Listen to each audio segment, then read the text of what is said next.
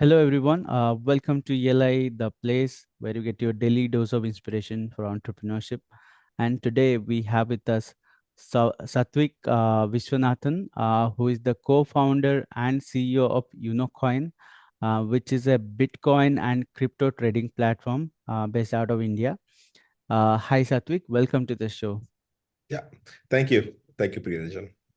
I would request you to introduce yourself to our audience. Tell us a little bit about your background, like before starting your own venture, what all things did you do, and how did you land up in the entrepreneurial path? Yeah, so I did my master's in business in University of Melbourne, 2008. So just after that, I was working as a consultant for businesses in Second Life, which is a virtual world. So we used to create the required tech and scripting and data story, everything for the businesses inside the virtual world called Second Life, Mhm. which we nowadays call it as Meta, but it's a older version of Meta. Okay. Okay.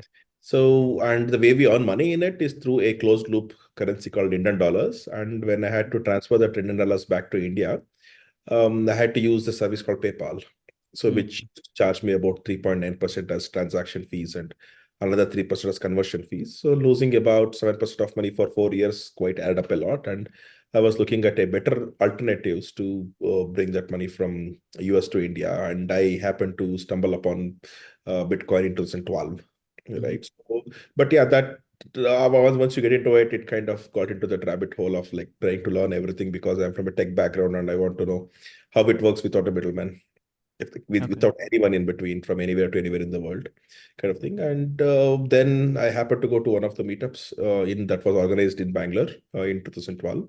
That is where I've actually met Sunny Ray, who is as of now my co-founder as well. But at that time, he was the organizer of the meetup, and Mhm.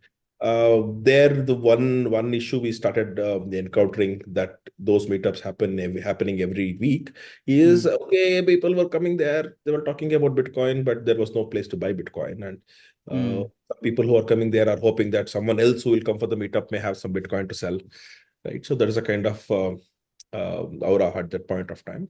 So that made us start thinking like, okay, there is a business opportunity. We have like the Bitstamp in Europe, and the Mt. mm. Gox was still active in Japan, and Coinbase was there in US, and Yeah. we may be able to have a similar service in India where people will be able to use the money from their bank account and do the proper transactions and have that comfort and confidence whenever they're doing the trading, Mhm. and just trying to do it with someone random whom they are meeting for the first time in person in these kinds of meetups. So yeah, that did give rise to the idea of starting Unocoin. So we Got launched it. Unocoin in 2013 in the month of December. Mm, Actually, today we are celebrating our 11th anniversary for the mm. company. So Got it. yeah, so it's been like 11 years so far. And I think so. Initially, it was a trading platform, and then we called it as an exchange and introduced a lot of other cryptocurrencies as well. And today we serve about 25 lakh and odd number of customers all over India. Got it. This is interesting because crypto, the initial idea of crypto was to, make it a currency which is friction free. You can, bypass borders and send money anywhere without, giving a commission. And Mhm. interesting that you paid a lot of commission to the middlemen, and that's why you started your own venture. Uh, Having said that, I think there are a lot of people who are not very much aware about the crypto world. So, for those who are new to the cryptocurrency space, can you briefly explain what is Unocoin and what sets it apart from other crypto exchanges in India, and how it fits into the cross-border financial ecosystem? Yeah, so Unocoin is a very simple trading platform for Bitcoin and other cryptocurrencies. So it is very similar to the services provided by, for example, Zerodha or 5paisa, but for equity markets. Similarly, we provide services for cryptocurrencies like Bitcoin, Ether, Ripple, Litecoin, and about 100 such different cryptocurrencies. So people would come to us and sign up with us, get their KYC verified, and then they'll be able to use the money in their bank account to buy the Mm. cryptocurrencies. And whenever they sell cryptocurrencies, they'll be able to get the money back to their bank account. So it's very similar to how the equity markets already work in India, but it's just for cryptocurrencies. Got it. And I understand your platform offers a variety of tools. For example, there is a tool for SIP, I mean, a similar thing as SIP in crypto Yeah, world. And you can also do mobile recharges with Bitcoin. That's very interesting. yeah. So can you walk us through these key features and explain how they cater to both beginners and seasoned traders? Yeah, see, but lot of the features that we developed is depending upon again the demand from our audience, okay, demand from our customers. Mm, In the initial days, even when the Bitcoin prices were in the range of 8,000, 10,000, 15,000 rupees per Bitcoin, so people were still very skeptical about the prices. So the more bigger question for them is, okay, I have the savings of about 30,000 rupees, but I want to invest 5,000 rupees today. But of what if the price falls down by 20%, 30% in a month time? It's a lot of loss for them, right? So for them, we introduced this particular feature saying that, look, at least over a period of time, you can average the cost of Bitcoin, and mm, either you can have the frequency of a daily or weekly or monthly. And we started that service by just 10 rupees for every interval. Okay, mm, so that essentially means you can go as little as 10 rupees per month to as much as 50 rupees per 50,000 rupees per day. So there is a range that we have given, which is 50,000 rupees per day is almost 15 lakh rupees per month. So 10 rupees to 15 lakh rupees per month is the actual like kind of service that we're providing. So which actually helped a lot of people to not bother about the price. Instead, they just go set this up and hope that over a period of time, they will at least have the average price at which they would have acquired their Bitcoin. So whatever the amount of INR that they set for any frequency that they choose on the 12 a.m. of that particular day.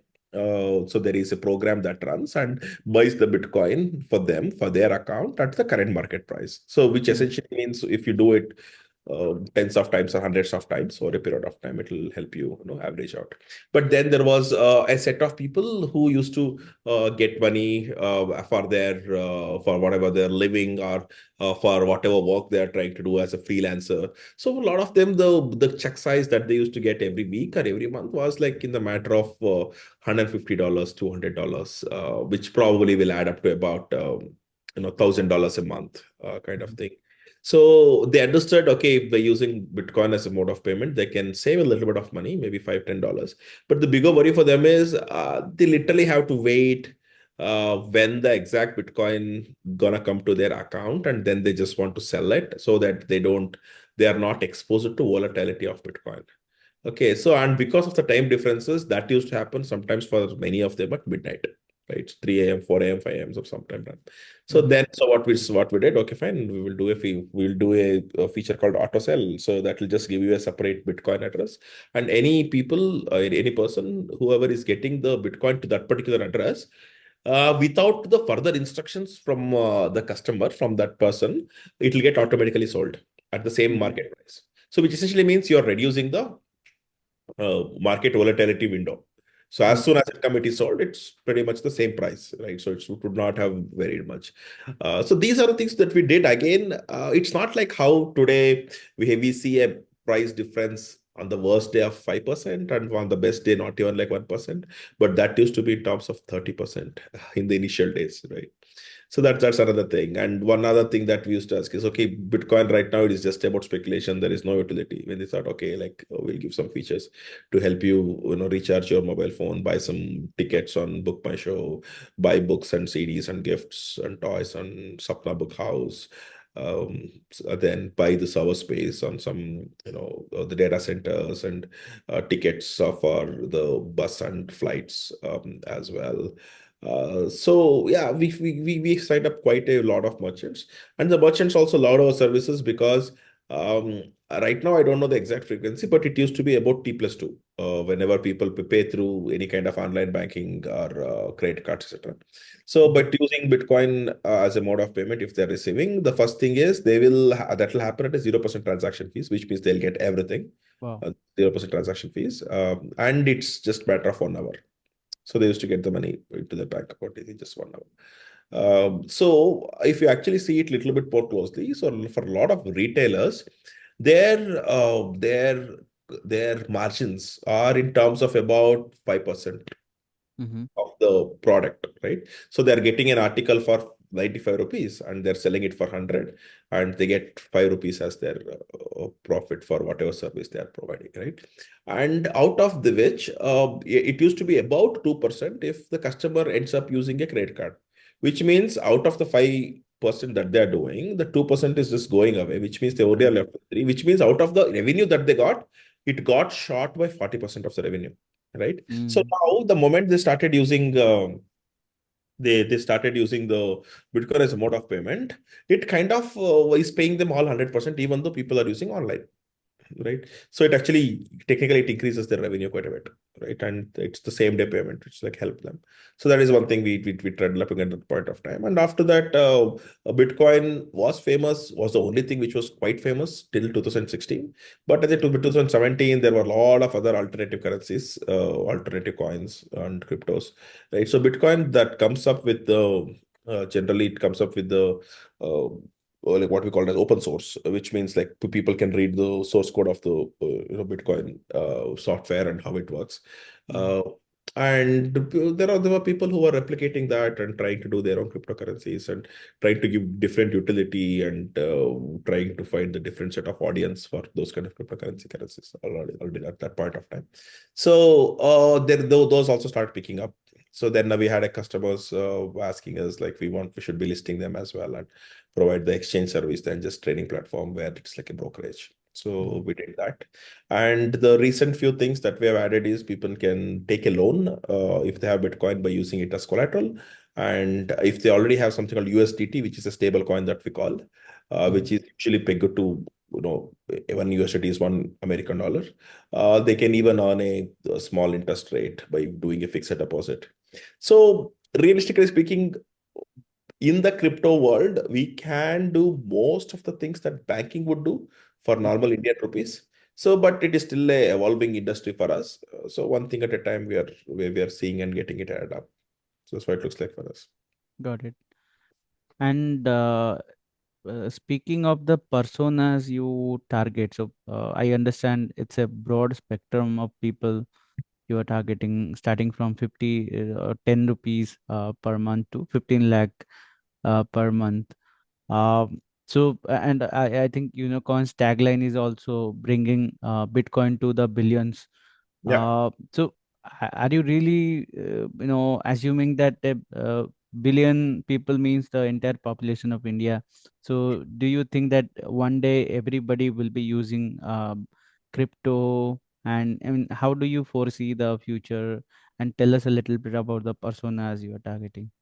See, our average age of our customers is like 28 years, and for more than 80% of our customers, they are doing the investment into these kind of cryptocurrencies as their first investment in their lifetime. So they are not investing in like real estate or equity, mutual funds or commodities or metals, etc. So the first exposure that they are trying to get is the exposure into crypto itself, which it makes sense because of the say the generation, I think, and then you have the English speaking population and the access to mobile phone, smartphones, and internet, etc. as well. And so people are quite aware of things that is happening around the world. It's not like how it used to be 10, 15 years ago. So given all these context, so this younger population is what we usually get attracted to this kind of cryptocurrencies the most. But we have customers even who is like 89, 90 years of age, and still like doing some purchase in Bitcoin. And usually I am assuming they may just want to buy it and give it to their children or grandchildren, I guess. So uh, we would not really know. And then when it comes to the demographics, we have obviously about 75 to 75% of them are male population, but it used to be more than 95 initially, but that has Mm. quite shifted a lot, which essentially means what used to be 5% for female is now like 25 of the overall. So which Wow. means it's quite caught up, I guess. So there may be a day where we will come much closer to something at least 65-40 or 660-40 or something. That is definitely a possibility. And when we also collect some information about their marital status, etc., as well, so we actually see more and more people who are singles getting into this. That also Mm. means they have a little bit of extra risk-taking appetite as compared to someone who is married and have instant responsibilities on their plate, I guess. So, and when we also track the languages that people use on the apps, because our app is available in about 20 or so number of Indian languages. So we have about 55-60% of them usually are using English, and about 40%, it's about 35% or so are using Hindi. And the remaining, all the Southern India languages, everything else is like maybe 5-10. So it's like a varying percentage, but it just comes down to that. Nice.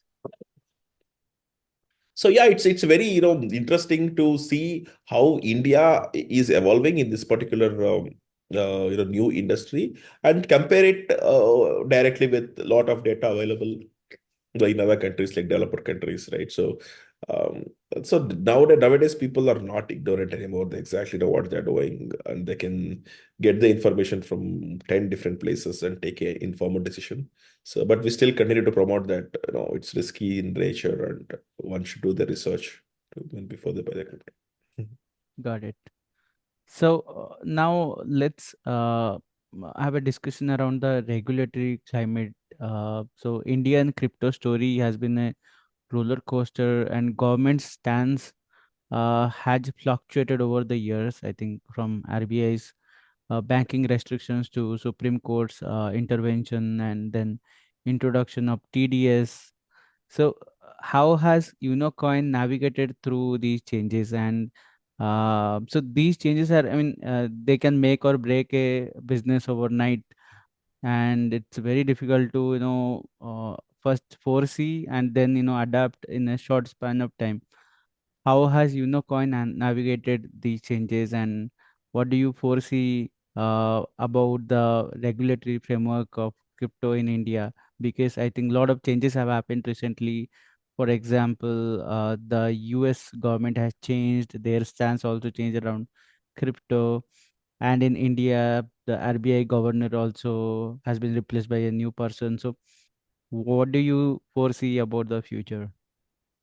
Yeah, see, the government has taken the stance of wait and watch, not now, but almost since the introduction of this new concept within India, right? So the first notice that people received from Reserve Bank of India, which was, I think, in the last week of 2013, that is just after a week we started our company, Mm. which says that, okay, we know there is something called Bitcoin, Dogecoin, Litecoin, etc., but it's like risky in nature, and no one have the responsibility to buy it back if you buy it, and there is no such thing called licensed such exchanges that exist. And people are taking the risks when they are doing it, kind of thing, right?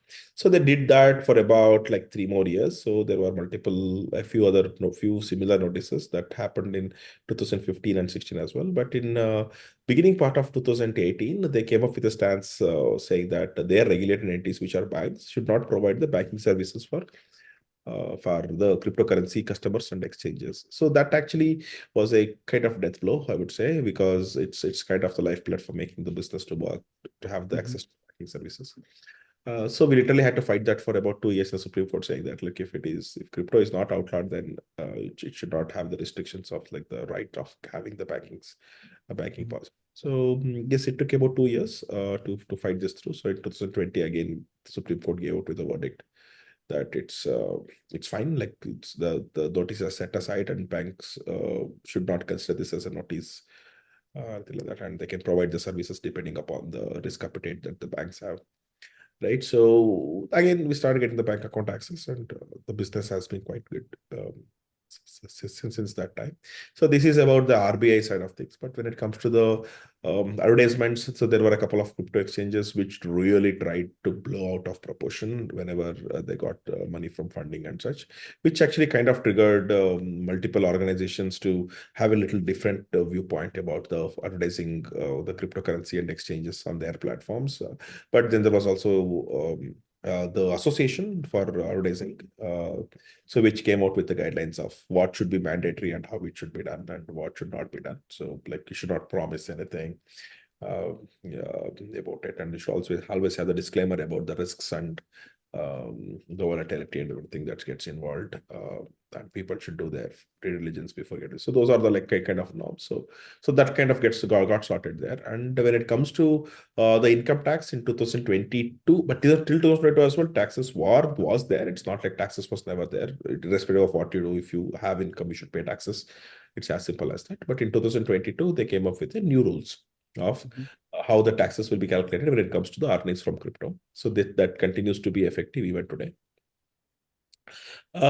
So, oh yes, they came up with the stats that they will be charging 30% as the flat income tax for all the income that is coming, irrespective of the slab of the person. And then there is 1% TDS whenever people want to exit from one crypto to another crypto or crypto to Indian rupees. So which again will be deposited with the income tax department and should be claimed back whenever they do the filing in the next financial year. I mean, like for that particular financial year. So it's Mhm. been this way.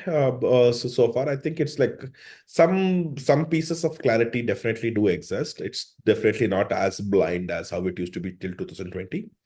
But still, I would not say 100% of everything, every piece is the clarities are available. But I think so far it's been good than not having anything at all. Um, where like so there are some guidelines. So, okay, you exactly know how to deal with GST, you exactly how to deal with income tax, then you exactly how to deal with advertisements, and the FIU, which is a financial intelligence. So they have also have come up with supporting the cryptocurrency industry and have guided the exchanges about like how they have to go around identifying any kind of transactions which are suspicious or what are the norms that a lot of norms that the banks follow now. The crypto companies are also required to follow. So this becoming the Indian part of the story, but in the other countries, we actually have seen a few countries announcing Bitcoin as a legal tender, and some of them are choosing to use it as a reserve as Mhm. a part of the government reserves, and some are very much fine to use it as a currency, etc. But in India, I think it's like different against stance. So probably we will end up saying that it's like asset, so let world do whatever they want to do, but as long as appreciation or if the price goes down, anything like that, so people in India can take advantage of it as buying it as an asset because it's global in nature anyway. So it would come down to that, I guess. But the good thing is it's just not dependent upon India. Everything that is happening, a lot of it is about like what's happening here and what's happening elsewhere. Got it. Uh, and then comes the recent scam that happened. I don't know whether to call it a scam or everybody has a different stance on that. But recently, one of the crypto exchanges had the wallet got hacked, and the crypto money that was saved inside the wallet got wiped out. For some users, they lost a lot of money. And where did the regulators go? Because they collect taxes when people earn something, but when people lose money, regulators did not say anything. So what did you say on that? Did that cause some uncertainties in the market? How are how is the community reacting to that? And is that going to make any changes in the regulation, in the mindset of the investors? uh, what is the after effect of that? Yeah, so that was an hack, as far as what we know on what publicly available information. So someone have stolen about $230 million worth of different cryptos from their wallets. This happened, I think, in the month of support of July. So it's been about 6 months, 5 to 6 months already. So see, so if you see it closely, there is not much the regulators could do, right? So the government is collecting taxes because anyone whoever will are getting income and supposed to pay the taxes are paying the taxes. So that's pretty much it. So that doesn't really mean that they will come behind to help with this kind of situations. And it is also not a small amount of money. It's close to about 2,000 crores at that point of time. So going forward, will this affect any kind of regulations? There may be some effect, yes, because at least this kind of things, if it happens, if it can be avoided, should be avoided. But if it happens, you still cannot help. There is no service which is connected online, no matter how you see, which where they can claim it to be 100% secure. Mhm. You can call it even Google or Nvidia or Apple to all the way up to like any kind of small websites, right? So Amazon. So some parts of it can be vulnerable, will become vulnerable at one or the other point of time, and some people try to take advantage of it.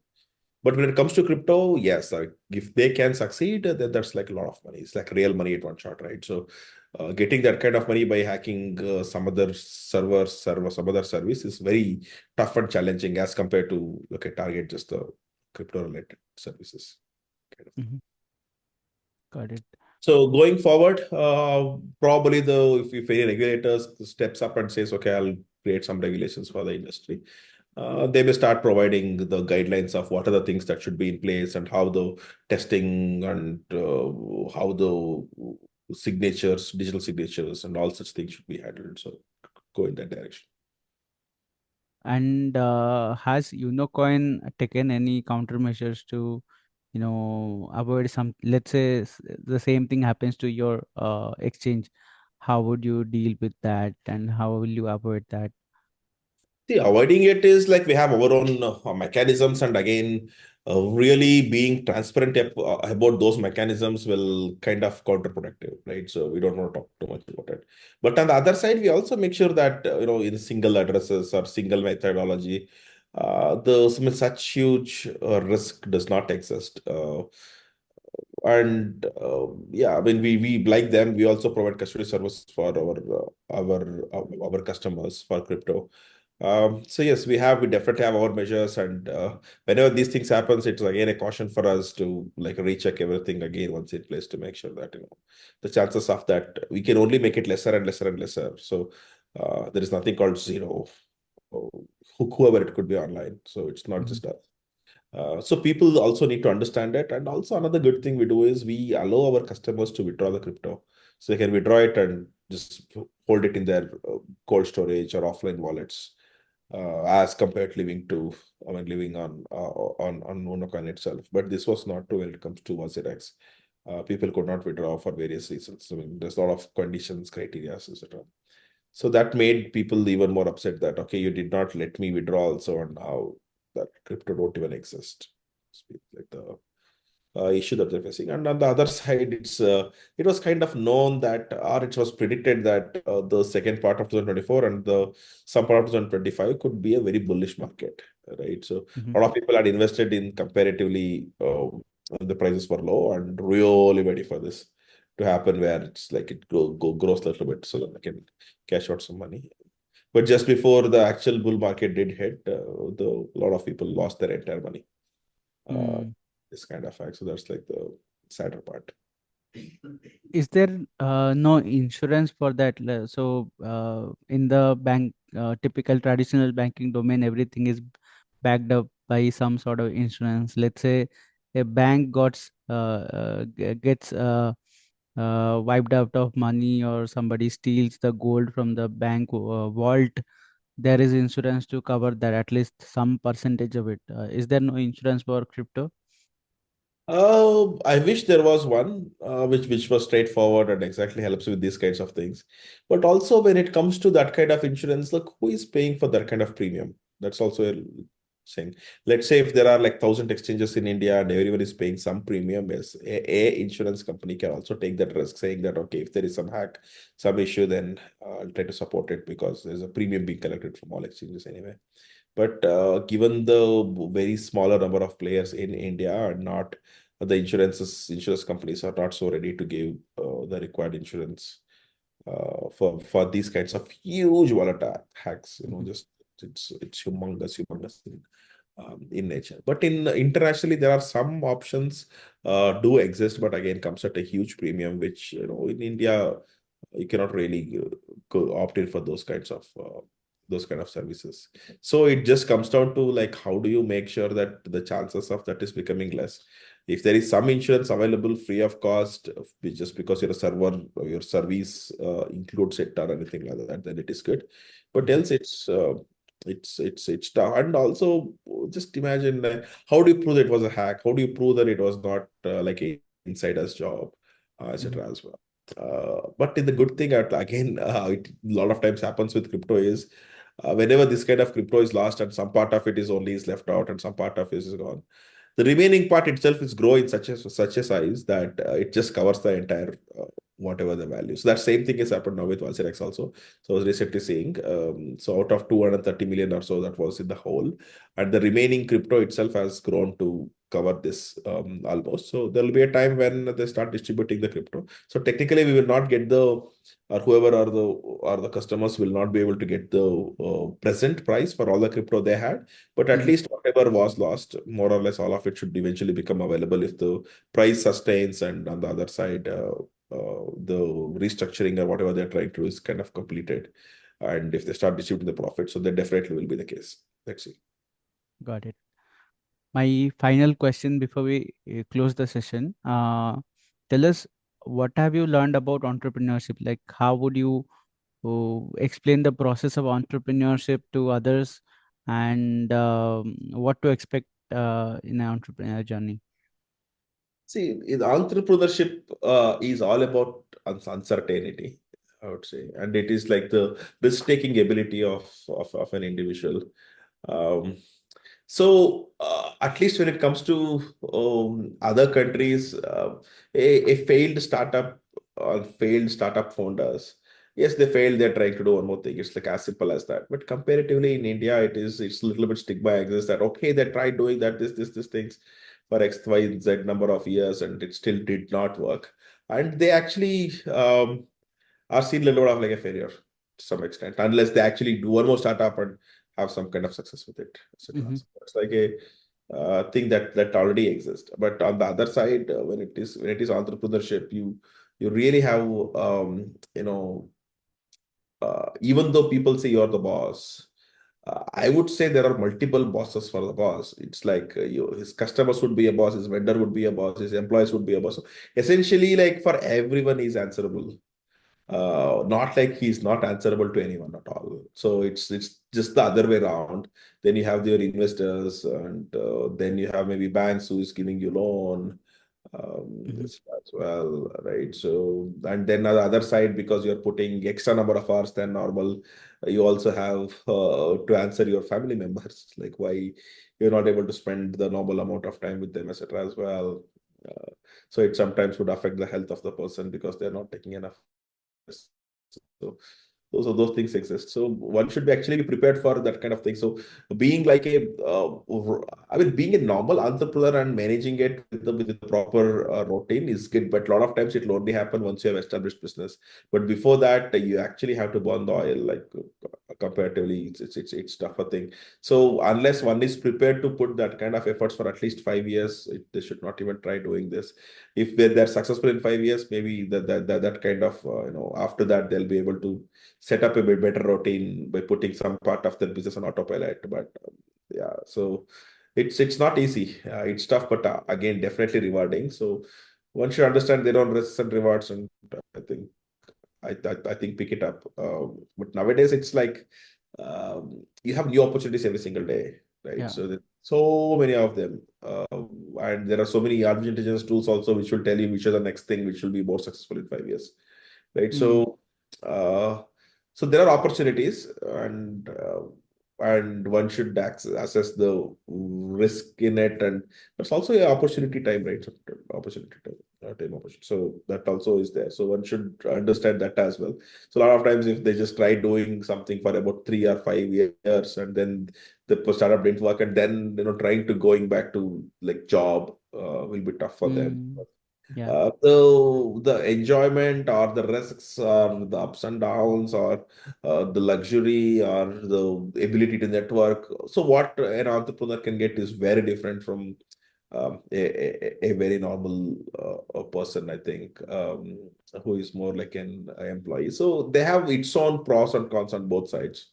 Hmm. So one should understand that, and if one have an intention to actually venture into something, they should try doing it at an younger age, at least before 35, to start it. So they have some risk-taking ability. So as they grow older, maybe 40, 45, then they already have the children who are maybe 15 or something like that. Then it's actually challenging because then you have more responsibility towards the education and settling, help them settle in the life to go into the next step, Hmm. and, and all such things. So keeping all these in mind, it is still a good thing that you try doing it. If it works, it works. If not, just have a proper backup, I think. Yeah. Got it. I do agree with most of the things you said, but what I resonate the most with is once you have done entrepreneurship for a good amount of time, then you cannot go back to the job, what you call as a 9 to 5 model. That doesn't work anymore for an entrepreneur. Um, on this note, What I'm trying to say there is, see, there are your mind will kind of get apted to um, the okay. So as an entrepreneur, you don't have fixed time of right. like what time to what time we work. Sometimes you work from 7 to 5, and sometimes you could work late night up to 3 a.m. or anything like that. And the ability for you to meet different people, the ability for you to that lets you think, that lets you take the risk, and that lets you venture into something, experiment something. So and sometimes travel around as well, and that adrenaline rush that you have, that okay, I want to do something today is like another new day.